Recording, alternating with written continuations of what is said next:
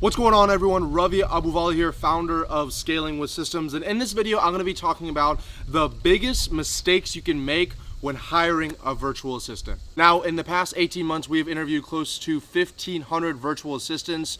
We have put through about 1,000 through our training program and have placed for our clients about 600 individual virtual assistants from around the world. I gotta pump those numbers up. Those are rookie numbers in this racket. So you could say we know a thing or two about the mistakes when you're hiring a virtual assistant. So now the number one thing you need to look for whenever you're hiring a virtual assistant is your business ready to make the first hire? Most people, whenever they think of hiring a virtual assistant or really just anybody in their business, they just like the idea of it. And whenever they go out and find a virtual assistant, they really don't even know what tasks they're going to give them whenever they finally do make that hire. They don't have the systems in place, they don't have any training or coaching to understand what are the best things they should be following, and so they're really just going out there hiring a virtual assistant, expecting them to just do this magical work for them, but they don't even know what the results they want from the virtual assistant are in the first place. A great example of this could be if you go to a restaurant and you tell the waiter, hey, I don't know what I want to eat, you bring me out whatever your favorite thing is, and then the waiter brings out whatever their favorite thing is, and you go,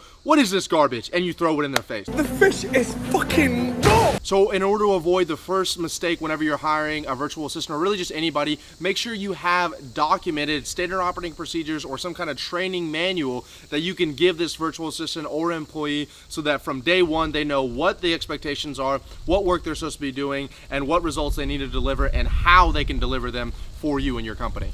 Now, the second mistake I see a lot of business owners make whenever they're making their first virtual assistant hire is they hire on hard skills instead of soft skills. Now, what do I mean by hiring on hard skills versus soft skills? Hard skills are things like scraping emails or sending messages or running Facebook ads, and soft skills are things such as relatable or understanding or fits into your work culture or willing to learn. So most people, they interview a virtual assistant, they go, oh yeah, I've done the past 6 months, I've done data scraping, I know how to scrape emails. And they go, great, you're hired, without any kind of questions as far as what their backgrounds are, what their work ethics are, why they're even looking for a job in the first place. And what almost always happens is they have a very poor relationship with the business owner. There's no real work culture there. They're not excited to show up to work every single day. They're not giving 110, 120% every single day. They don't get along with the actual business owner or the entrepreneur or the team leader, so there's not that synergy going back and forth. And if you have that compounding over time and you just see this virtual assistant as this one-off tool, well, then you're not going to get the most out of them that you could, or the most out of any kind of team member, if you're just looking for someone to be a tool for your company. So make sure in the interview you're asking them what are their goals, right? What are they looking for in this job, right? What kind of experience do they want to gain from this? What kind of company are they looking to work for? If they have a problem, what's their problem solving techniques or procedures?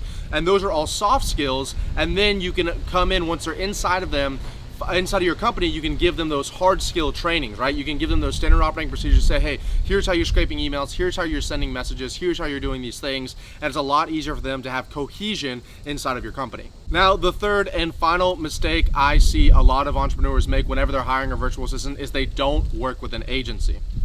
Now, here at Scaling with Systems, we are a virtual assistant placement agency. We give lifetime guarantees for the virtual assistants that we give our clients, fully trained on all the tasks they want them to do. So obviously, I'm a little biased. However, before I had a virtual assistant agency, I have an advertising agency that I've hired many virtual assistants for, and I've done it both through agencies and through online websites and through my friends and family. And almost every single time, whenever I just tried to get one through my friends and family, I didn't have any real referrals or understanding about what kind of past experience they've had, and so I was just relying only on the virtual assistant's word, which obviously they're going to say anything they can do in order to get a job. We're slow learners, and we're not particularly good listeners.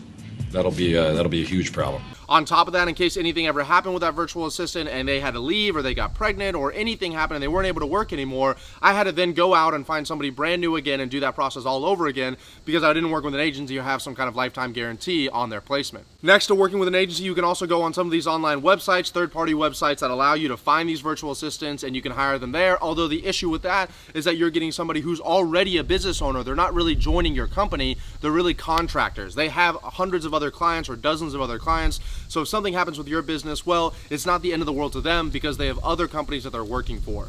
So for that reason, I always recommend people hire with agencies like Scaling with Systems, where they can get them fully trained, they get lifetime guarantees on them, they'll get the entire employment history and records and referrals, and we'll do the entire process for you. So whether it's working with us or somebody else, I do recommend going through somebody who's an expert at this so that you can make sure your first virtual assistant is someone that knocks it out of the park for you.